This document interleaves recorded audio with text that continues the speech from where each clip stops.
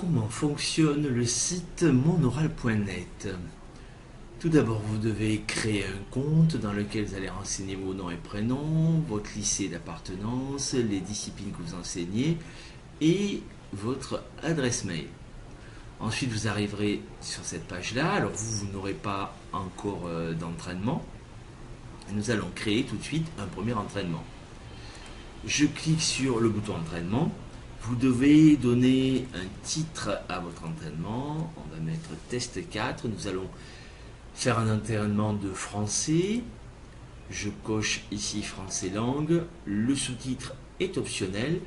Je vais réduire pour les besoins de la présentation au maximum le temps de préparation pour que vous puissiez voir comment l'interface va agir lorsque l'élève sera en train de faire sa préparation et ensuite de faire son oral.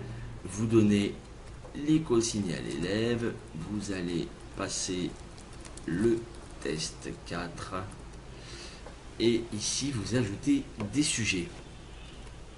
Donc nous allons en mettre plusieurs pour que vous puissiez constater que le logiciel fait un tirage au sort aléatoire des sujets pour être le plus proche possible de la réalité lorsque l'élève passera son examen. Donc le sujet 3, on va mettre les 4 sujets. Le sujet 4 et nous pouvons valider. Nous avons ici le sujet 4 qui est créé. Si je passe la souris sur le i d'information, je vois le temps de préparation, l'oral, le nombre de sujets. Je n'ai pas encore eu d'enregistrement.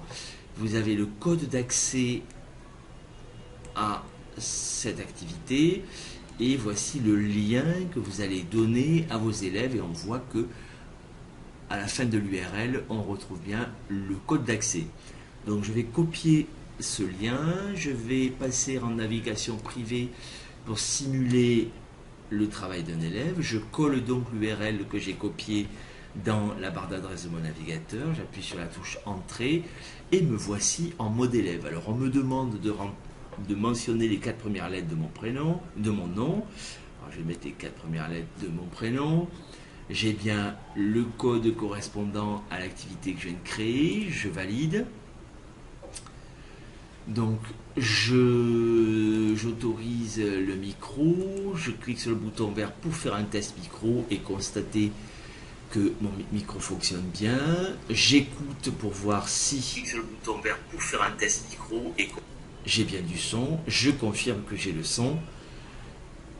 Donc voilà, j'ai bien mon oral, 1 minute de préparation, 12 minutes.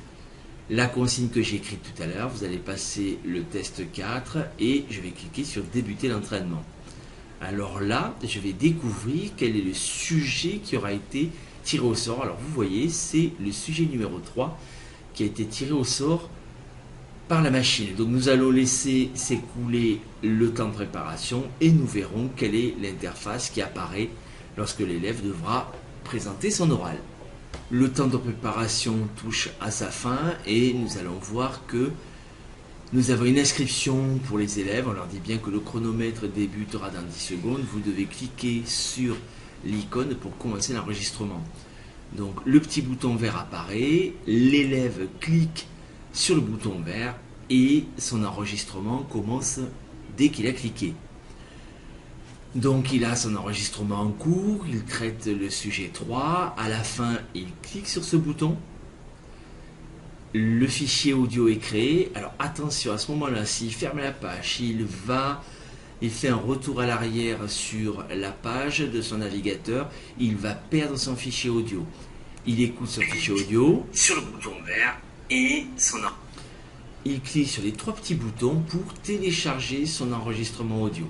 L'enregistrement audio va tout de suite être téléchargé dans le dossier du téléchargement de l'ordinateur. Nous allons l'afficher et nous allons écouter pour voir si l'enregistrement audio est correct. Sur le bouton vert et son enregistrement. L'enregistrement est correct et il est bien sur l'ordinateur de l'élève. L'élève, avec un clic droit, va pouvoir renommer ce fichier audio et va pouvoir le conserver.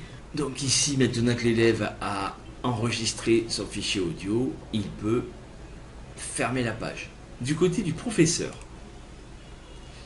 et ici, lorsque je mets ma souris sur le i d'information, je vois que j'ai un enregistrement. Je vais cliquer sur test 4 et ici j'ai les 4 premières lettres de mon prénom. Je vois en passant la souris que cet élève a traité le sujet 3. J'ai les consignes, j'ai mes 4 sujets, je peux écouter ce qu'a fait l'élève. Sur le bouton vert et son enregistrement commence dès qu'il a cliqué. Je peux télécharger cet audio ou alors le conserver sur le site. Cet élève-là pourra faire autant d'essais qu'il le voudra en recliquant et en réutilisant le même lien. De toute façon, tous les élèves utilisent le même lien et à chaque fois, j'aurai leur identité qui sera mentionnée par les 4 premières lettres de leur prénom avec la date de leur enregistrement. Ce que je peux faire en plus des entraînements, je peux aussi créer des commentaires et des consignes audio. Donc je clique ici et dès que je clique, mon commentaire commence et je peux commenter le travail qui a été réalisé par mon élève. Je clique sur le bouton pour arrêter, mon audio sera généré. Je peux refaire l'enregistrement, je peux quitter et ce que je vais faire, je vais sauvegarder l'enregistrement. Donc je peux télécharger le commentaire audio que je viens de faire, j'ai un lien qui mène au commentaire audio que je viens de faire. Donc ce lien, si je l'envoie à mes élèves, voici le lien vers le commentaire audio. Je clique, mon commentaire commence et je peux commenter le travail qui a été réalisé par mon élève. Je peux soit envoyer ce lien à un élève, puis si le commentaire audio concerne un seul travail. Le commentaire audio peut être aussi général par rapport à une classe. Là, on l'enverra via le NT de l'établissement à l'ensemble de la classe. Je reviens en mode professeur, je peux quitter ici le mode commentaire audio. Je vois maintenant dans la partie commentaires et consignes audio que j'ai bien un audio que j'ai créé. Je peux le réécouter, je revois le QR code qui a été créé, je peux l'embarquer même sur une page HTML. Je vous remercie de votre attention et bonne préparation d'Euro à tous.